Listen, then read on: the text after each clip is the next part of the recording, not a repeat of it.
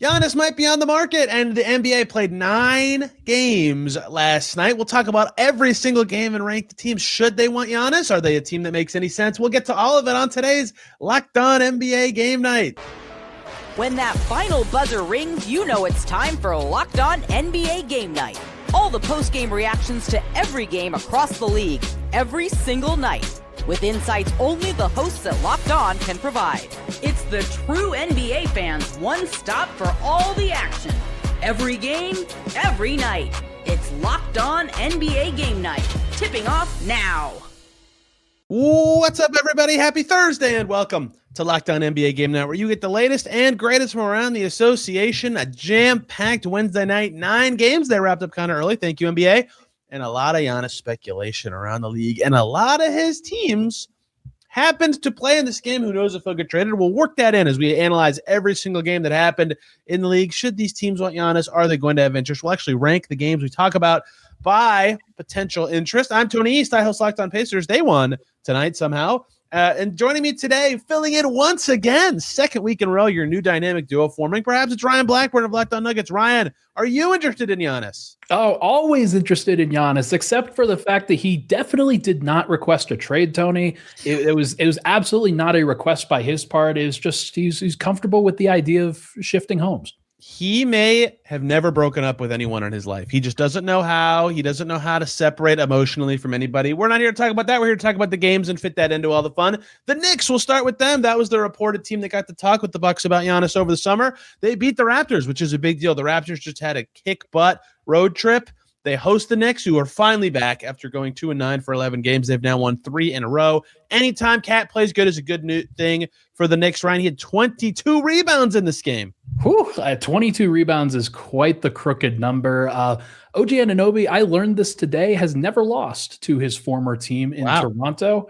That's an impressive stat. Mikal Bridges was unbelievable efficiency-wise today. There was a lot of guys that were playing with great efficiency. Toronto, they were leading in this game, but it certainly felt like they let go of the rope. And the final score, 27-point blowout.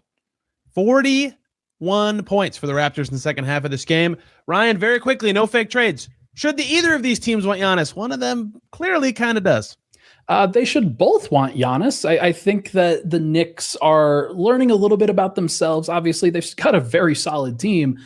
Do they have a great team that can come out of the East? I'm still not sure. Toronto has been dancing around Giannis for a long time. Like that is a very long relationship that's formed in the background. I think they would love to have him, but they've been playing so well. I think they're kind of coming back down to earth, and you kind of see what the ceiling might be. But can you imagine Scotty Barnes and Giannis Antetokounmpo just going downhill, taking turns? It would be quite an interesting team.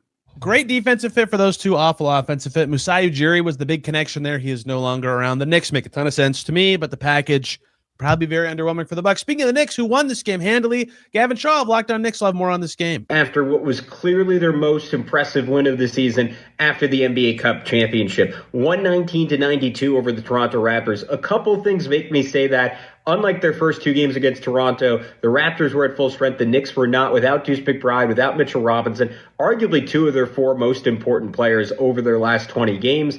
Jalen Brunson played through an illness. Josh Hart played hurt. None of it mattered. Tone-setting play by Jalen early in this game. Knicks were down 7-0 so often during that stretch where they lost 9 out of 11. That would have been it. It would have been pack it up. It would have been saying, hey, we're a championship caliber team. We don't have to turn it up until April. That was not the case. When you see your star point guard, who has been criticized for his lack of defense, crash through a screen, tip a pass away from Emmanuel quickly, sprint to the sideline to win a race to the ball, and knock it off quickly, only for a foul to be called on him. And Mike Brown to have the guts to use a challenge early in the game because he knew it would be a tone setter. Knicks got the ball back, and it set up just an incredible night of hoops from this team. Mikal Bridges, another fantastic performance. 19 of his 30 points come in the third quarter. Him and OG Anunoby both absolutely relentless about attacking the rim. A vintage performance from Anunoby in his former town of Toronto with 6 steals in this one. Josh Hart was excellent with 22 points. Karl-Anthony Towns doesn't shoot well, but has a season-high 22 rebounds. Total team effort, the exact physicality that has been missing from this team when they've been at their worst. Really, really encouraging effort for the New York Knicks. All right. How about those Knicks, Ryan? Let's go to the other team that has been a very common Eastern Conference suitor for Giannis in the rumors. The Heat, they host the Magic. The Magic need to win, real bad. The Heat are just kind of an okay team, and the Magic get it done. 133 points for the Magic. Did I see a unicorn? That's crazy. Paolo Banchero was awesome and impactful in this game. The Heat offense, not where it needed to be. 124 is very good. Excuse me, did I say offense? I meant defense. Their defense was not where it needed to be in this game for a team that put that as their identity. What do you see from the Magic scoring 133, Ryan? That's crazy. I see a plus 27 for Paolo Banchero, which is very rare if you're following along with some of the impact metrics of what's going on behind the scenes in Orlando. But Anthony Black, he's so good much over the course of this season. I remember watching him earlier in a Nuggets game, just absolutely thrashing Denver. He's an unbelievable athlete and somebody whose skill set is now catching up to the rest of his game. And so 26 points, 5 assists, 4 steals, 2 blocks. That is quite the box score filler upper for Anthony Black. Shout out to Simone Fontecchio going crazy with 6 threes. I don't think the Heat's record is going to be very good when Simone Fontecchio leads them in scoring. Ryan, should either of these teams want Giannis? Well, if you're Miami, then you want everybody and have wanted everybody for every time, everywhere. I think that Miami is one of those teams that has just been permanently stuck for a long time. They got to the finals in 2023, but ever since then, it has felt like they are climbing uphill and fighting against where gravity should be taking them down to the bottom. So I don't think they actually should want Giannis. I think that they should try to reset their team, but that is not the Miami Heat way. I think they should. They don't have their picks. I think him and Bam would be a sick defensive pairing. I think the Magic should sniff around it too. They'd be really fun. Philip Rossman-Reich of Locked On Magic was at this game. Coming to you from the Kaseya Center as the Orlando Magic snapped their 4-game losing streak with a 133-124 victory over the Miami Heat, a game that was so desperately needed. What has been missing from this Magic team has frankly been some swagger. It's something that a lot of the Magic players have talked about. They just don't feel like they're playing with the same joy, the same freedom, and the same energy. And from the beginning, it really did feel like the Magic had that swagger back. They were celebrating a little bit after some major shots. They're playing a little bit freer. They're playing some great defense. And even though the Magic didn't make a lot of shots in the first half, they stayed in the game. They kept contact, and they took over in the second half. A big, big part of this Magic team is their physicality. Again, it's all about this Magic basketball mantra, playing free, playing with fun, playing with some swagger. And the Magic had that physicality throughout most of the game. They took over in the third quarter and then made a big, big, big push midway through the fourth quarter to retake the lead as Miami made a push to get back into it. Big ups to Anthony Black for a great game. Another huge game, 30 points, 31 points for Paolo Banchero for back-to-back 30-point games and a plus 25, 27, something like that in this game. A hugely impactful game from him. And the Magic finally feel a little bit normal. We'll see if they can carry that over Friday night against Toronto. Floundering Orlando Magic. Things do feel normal. The Warriors, they go to Utah in the Farce Bowl. The Warriors don't have Jimmy Butler anymore. The Jazz are an affront to basketball, but they played everybody today. Larry Markkinen played. Keontae George played. The triple-double machine Yusuf Nurkic played, and they got rocked. They couldn't guard a potted plant. The Warriors score 140 points. That's a lot when you don't have Jimmy Butler, but they got a lot of double-digit scores. Basically, everybody who played. That's a yikes defense game for the Jazz. Yeah, yikes is right. I'm looking at the bench scoring. You had 5 different guys in double figures off of the bench. That is, I don't think I've ever seen that before. That is a really impressive stat. If we're talking about Giannis teams, this is the one. This is the one that should want him most desperately for sure. I think that the Giannis Curry potential there would be unbelievable. How they actually get it done remains to be seen because they have so many financial limitations and also asset limitations. But if you are talking about the theoretical best destination for Giannis Antetokounmpo, it is with the Golden State Warriors. I agree with that, and I think that trade is very hard to actually put together. The Jazz make no sense for Giannis. We can skip right past that. But yeah, like the Warriors are actually surviving recently. Even post-Jimmy, they've gotten some wins. Good for them. I think Giannis would kind of bridge them to their next era, but their offer is Draymond and some salary and a bunch of maybe good young players who. Hey man, don't forget Jonathan Kuminga. You can't forget Jonathan Kuminga. He is on the trade block. And so maybe good young players that that may be better, maybe worse, in a bigger role for a different team. Yeah, he can trade more in the summer. Is he going to make it to the summer? Who knows? Good for the Warriors, though. I would like to see Steph Curry in the playoffs selfishly myself. and they keep winning even without Jimmy Butler. So perhaps he's got a shot to sneak in through the plan. The Spurs, the Rockets, the Hawks, the Wolves, all mentioned as Giannis teams. They also played tonight. That's coming up next here on Locked On NBA Game Night.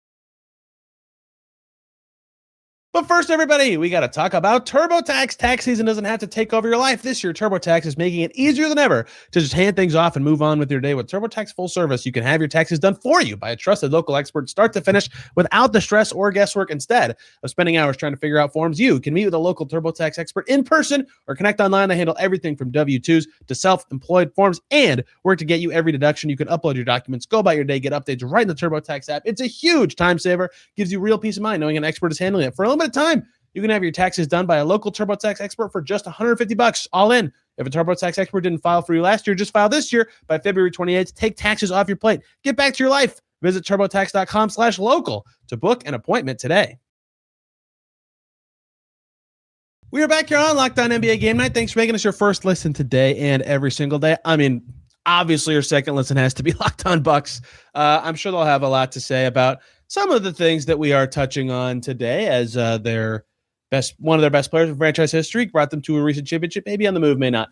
The Spurs have been connected to Giannis. The Rockets have. Last time the Rockets beat the Spurs in Houston, this time a very triumphant response from the Spurs, who were down, I believe, as much as 14. I continue to be impressed by the Spurs. I thought the Rockets had championship equity this season before Steven Adams got hurt. I'm very sad that he's hurt. The Spurs, though, look at that. A good defensive game from them when Wemby plays. What'd you see? Saw a very impactful Victor Wembanyama. I mean, the way, yeah, shocking, right? Shocking what he is able to do when he's out there. He's rebounding. 16 rebounds is a really big deal for him. 5 blocks it feels like he hasn't had as many of those crooked block totals over the course of this season. But like anytime you can hold the Houston Rockets under 100 points is a really big deal. They shot under 40% from the field, 35% from three. And it just felt like San Antonio, despite the fact that they only shot 6 of 26 from the 3-point line, they just looked like the better basketball team, man. It's a fascinating breakdown between those two teams. And I continue to be wowed by the Spurs. 17 offensive rebounds without Adams for the Rockets. We'll see if that identity can hold. We can actually breeze through this one, ironically. Both of these teams should want Giannis, and they're fascinating for it because they both have the young players and the assets to actually do it. And yet, both might say, I want to see what this team does before doing it. So waiting on the table, certainly, for both of these groups. Here's Jeff Garcia of Locked On Spurs about the game. Yeah, when the Houston got a 111-99 win against their interstate rival. So what happened? Why did it work in Houston? After the last time they were there, they blew a 16-point lead. Takeaway number 1, physicality. That's been a word that's been thrown about for the Spurs since the preseason until, well, before tonight's game, but the Spurs just lack physicality. They brought it tonight, muscling into the paint, drawing fouls on Houston, getting to the free throw line. You love what you saw. If you were needing some physicality out of the Spurs, you got it tonight versus Houston. It showed in the numbers, 24 trips to the free throw line to Houston's 18, and staying on par with Rockets in the battle of the boards, 46 rebounds apiece. Number 2, why the Spurs got the win? Balanced scoring. Look, Wemby was Wemby, 28 points, 16 rebounds. He had himself 5 block shots. Great. But he got help. He got 16 points from Stephon Castle. He got 18 points from Fox. Spurs got 17 from Keldon Johnson off the bench and 16 from the rookie Dylan Harper. All in all, a great win for San Antonio. Indeed for the Spurs. Let's go to Boston, where the Hawks, this game was not in Atlanta, but they have a Bucks pick. They have an airport hub that can go to Greece, have been connected to Giannis, and they win. Big road win. The Hawks surging-ish, kind of figuring out their footing in this post-Trey era. CJ McCollum has been good for them. He had 13 points off the bench. Their balance was awesome in this game, and the Celtics couldn't shoot at all. What'd you see, Brian?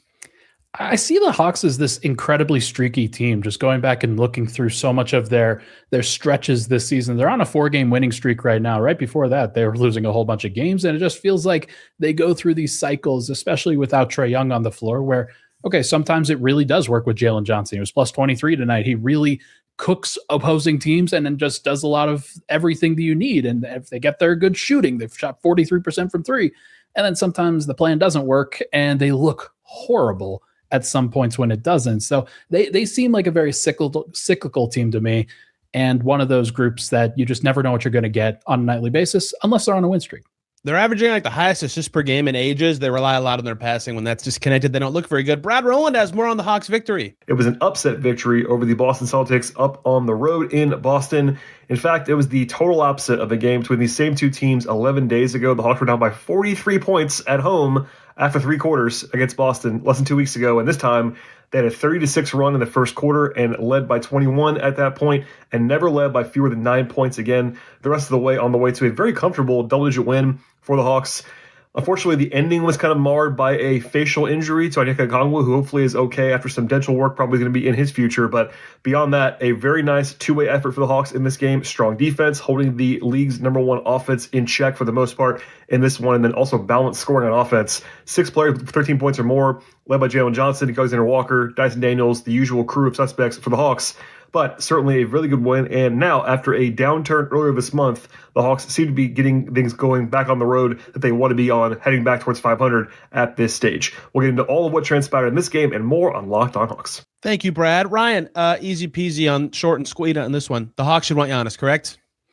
They should absolutely want Giannis, especially if Onyeka Okongwu's mouth is going to be like he lost so many teeth. Holy cow. I could not believe the picture that they showed. It was crazy. So no, I think obviously they should want Giannis. It's a weird fit with Jalen Johnson because you want him to have the ball, you want Giannis to have the ball, you want those, like, they kind of feel very similar archetypes to me in terms of where they're going to be on the floor. So I'm not sure how it works, but I mean, that's a talent grab. You just try to get one of the best players in the world on your team.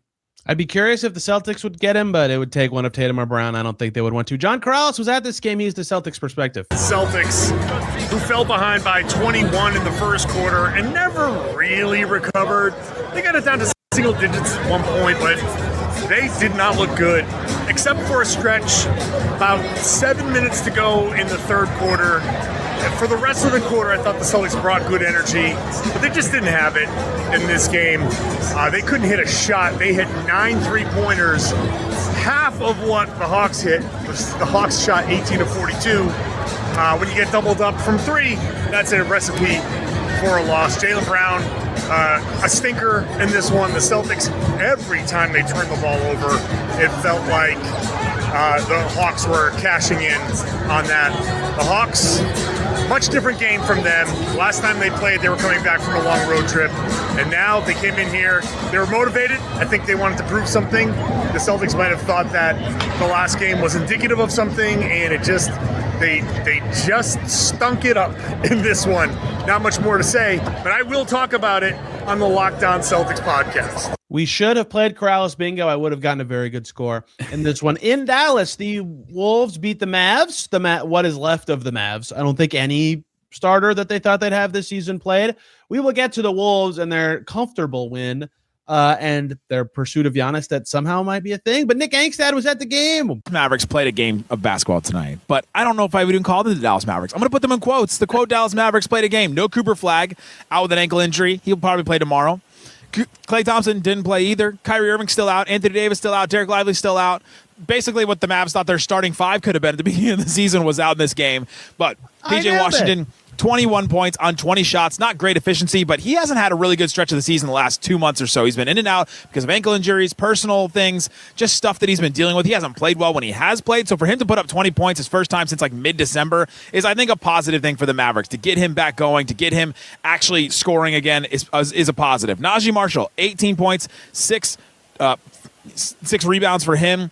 The next thing for Najee Marshall is to turn his assist-to-turnover ratio into a positive because he had 1 assist to 2 turnovers. He does not pass the ball that often. And so for him, I think that's the next step for him. Brandon Williams, 17 points in this game, 3 assists, took 10 shots, had 12 free throw attempts. That has not happened very often this season. If a player with 17 or less points with 12 or more free throw attempts has happened just 7 times this season. So a rare stat line. He gets buckets no matter how he's going to get them. He scrapes them together. He is a guy that you want playing on your pickup team because he is just going to score when you need it. And Brandon Williams has been able to do that with his quick first step. Not super efficiently, but he did get buckets. And the Dallas Mavericks needed buckets. Didn't get enough of them tonight against the Timberwolves. You know who did provide buckets? Julius Randle. He's very good in these games where the Wolves have a big talent advantage. He just blows through guys. 31 points. The Wolves didn't even play that great, but he was great, and they won. The Wolves want Giannis. They're connected to everybody. Is that even possible? Their salary situation is crazy.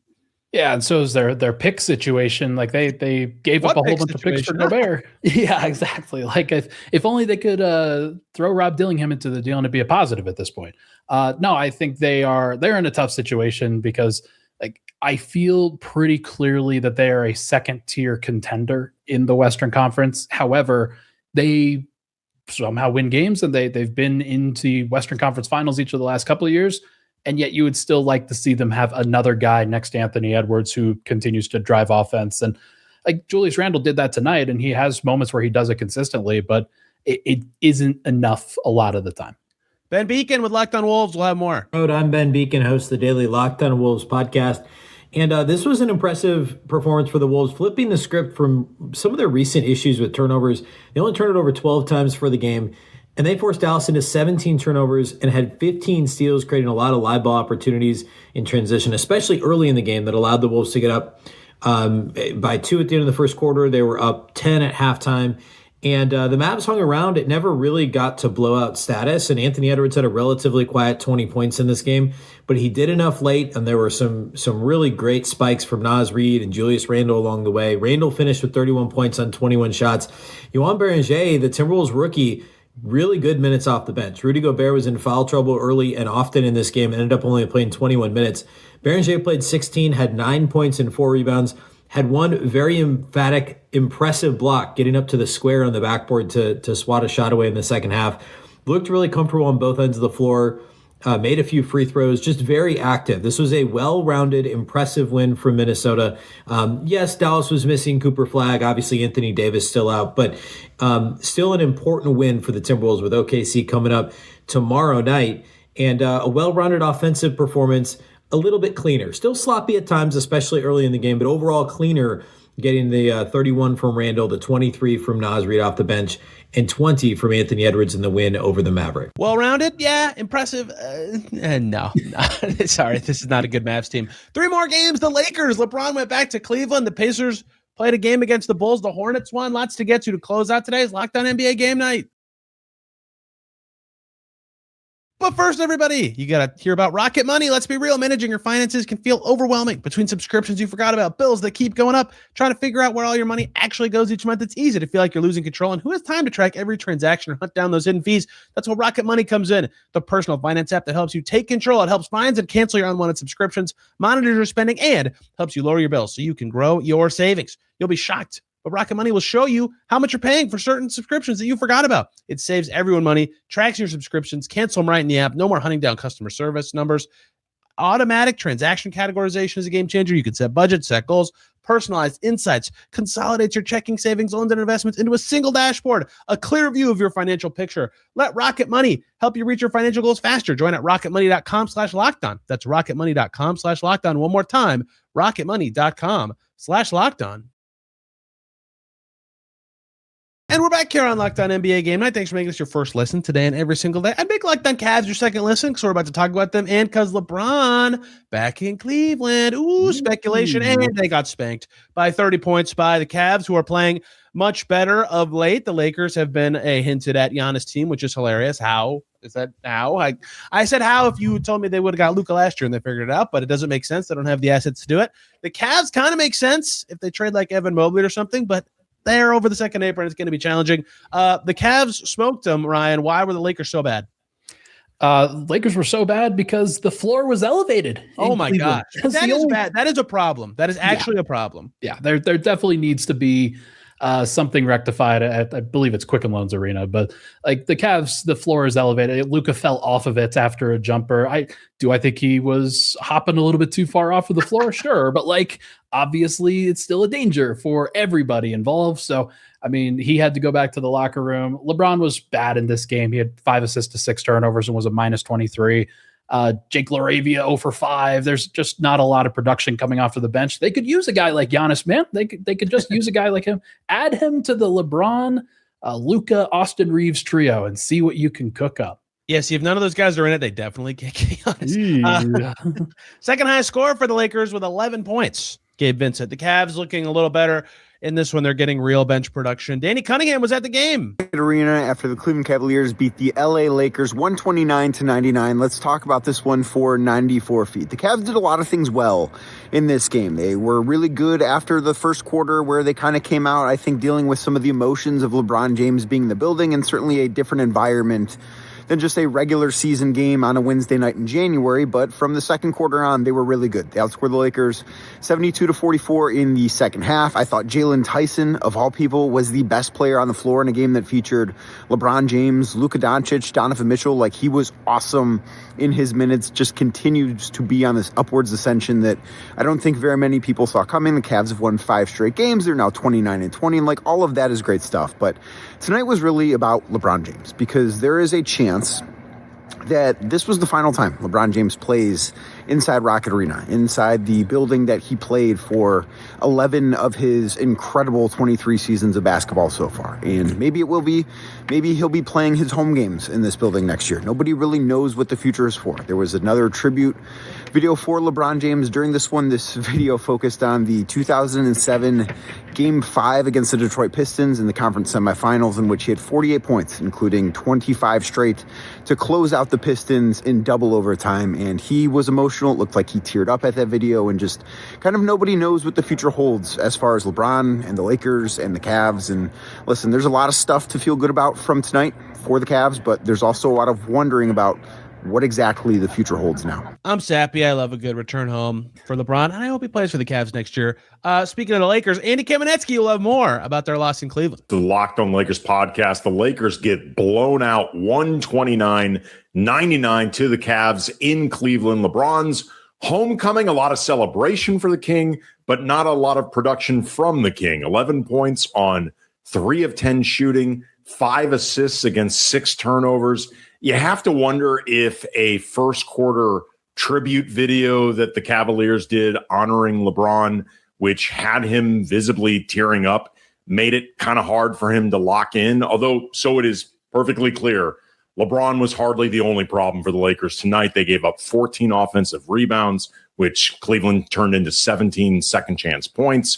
16 turnovers for the Lakers. Cleveland turned them into 21 points. They gave up 60 points in the paint to the Cavs. And after a slow start, Cleveland heated up big time from behind the arc, particularly in a disastrous third quarter. Other than 29 points from Luka Doncic, not much to write home about for the Lakers. For more Lakers coverage, make sure you're watching Locked On Lakers on YouTube and listening wherever you get your podcasts. The Lakers. They're such an odd team. Their point differential is so bad, and somehow they have a good record. The remaining 4 teams today are the Hornets, the Grizzlies, the Pacers, and the Bulls. Outside of the fact that, like, yeah, everybody wants Giannis because he's Giannis, they're not real Giannis contenders. I was at Pacers Bulls, so no short video of somebody else who attended required because I was there. The Pacers stunk for 3 quarters. They were down 14 with 7 minutes to go, and they won. They finally figured out how to get into the paint. They could not finish. They were terrible on layups and floaters this whole game, but finally down the stretch, Aaron Nesmith, Andrew Nembhard, and Pascal Siakam sat up in their chair and figured out how to get better shots at the basket and just tore apart the Bulls. 37 fourth quarter points for the Pacers. This is what they hoped their team could look like. You know, those 3 guys were all great for their finals team last year. They get chip-ins from Jarris Walker, who was very good. Johnny Furphy's defending his butt off late in the game, and their bench gives them just enough. And Ryan, importantly, the Bulls are very much trending towards the play-in and the 13th pick, as they do. As they do, man. I thought that, hey, if they only found Nikola Vucevic again for another big shot, then that would have probably sunk you guys. I got to be honest. He banked in a late 3. He was very important for the Bulls in this game. Matas Buzelis was awesome early in this game. I continue to think he's one of the more underrated and underconsidered players nationally, because the Bulls are just not super interesting. But he's good. He's something, and he will be very interesting for the Bulls in due time. And to me, right now, the saddest team in the NBA. The Memphis Grizzlies. Yeah. They host the Hornets, which is not an easy team to beat. The Hornets are very good. Their current starting 5 is like 11-1 or 10-1 or something. But 97 points for the Grizzlies. No John Morant. Jaren Jackson with 26 points. No one else gets more than 17. Blah, blah. Am I right? Are the Grizzlies the saddest team at the moment? Of course they are. They're the team that has consistently failed expectations that were placed a little bit too high to begin with. Whenever John Morant said we're fine in the West, They have moved to fine in the West. That has been an unfortunate reality for them. John Morant, of course, did not play. He's been out for a little bit again. Jaren Jackson did have a pretty solid game from a scoring perspective, and they have some good things that you'd like to see. But Memphis just there's not a lot of production there. There's just not a lot to like there. And they're a team that's completely in need of whether it's a culture shift or a gameplay shift for whatever they're doing.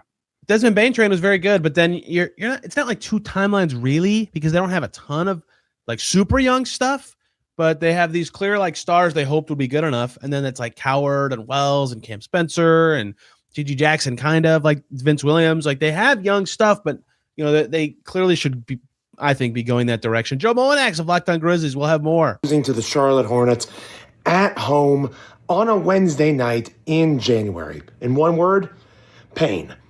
I'm Joe Molinax of Locked On Grizzlies, and it's not because I have some misgivings about what the Charlotte Hornets are. I know that the Charlotte Hornets are an improved basketball team. I know that they play really well when they're healthy. They are growing. They're improving. The Memphis Grizzlies are not. And there was supposed to be such optimism.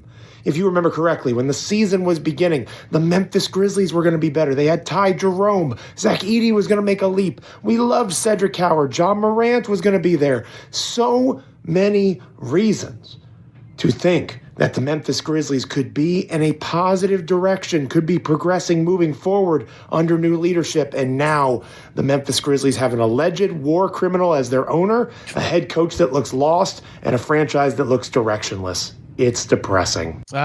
Depressing. Use the same What a word. bar. What a bar. Yeah, that Pablo Torre podcast was crazy. I did forget Zach Edey in their young guys list when I was just looking at the guys who played. Quickly, Ryan, the Hornets are actually kind of good.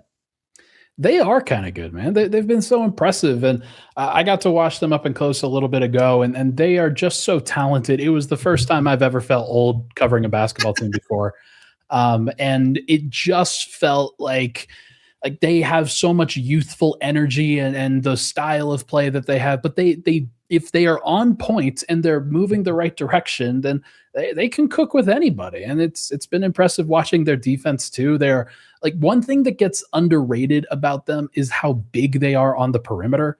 LaMelo Ball is 6'7", Con Knippel's 6'6", 6'7". Brandon Miller's 6'9". Miles Bridges is 6'6", but he's a bigger forward anyway. They have a whole bunch of switchable size, and then the guys they bring in off the bench, they try really hard, and they've gone the right direction. Charles Lee's a good coach. They nailed their most recent draft, and this Bridges, Diabate, Miller, Ball, Knippel lineup is awesome. And that is Locked On NBA Game Night for the night of January 28th. Thank you all for rocking with us today. This show is on every single night. Locked On NBA is every single day. Thank you all so much for listening. We will see you very soon.